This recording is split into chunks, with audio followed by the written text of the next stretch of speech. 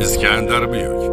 Turkiya Cumhuriyeti fuqarosi bo'ydoq, sudlanmagan nafaqadagi davlat xizmatchisi. Kim aytdi meni nafaqada deb? Unda nima ish bilan shug'ullanasan? Har doim nima ish qilgan bo'lsam, davlatimga xizmat qilaman. Davlatga qanday xizmat qilgansan?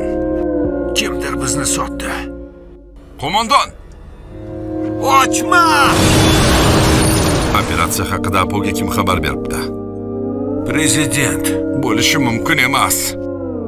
O'zidan so'radim, yo'q demadi. Sen Fuatni kim deb o'ylayapsan? Fuat haqida nimalarni bilasan? Biz davlat uchun ishlayapmiz deb o'ylagandik. Hamma pul kimga ketdi? Fuatga, qo'limda hujjat bor. Fuat nega bunday ish qiladi? Fuat ayyor. Gladioning ichidagi odam ekan. Hujjat qayerda? Vazir, hoziroq u yerdan ket.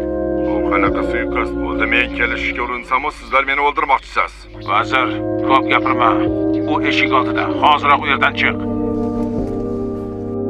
Yolg'on, yolg'on. Butun hayoting yolg'ondan iborat abillah. Yolg'on, yolg'on, yolg'on. Hech nimani shundoq qoldirmaysan.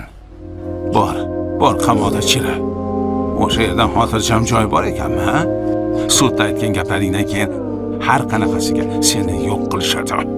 Men yo'q bo'lamanmi? Ular yo'q bo'lishadimi? Bunisini sen o'ylama. Avval sen o'lasan.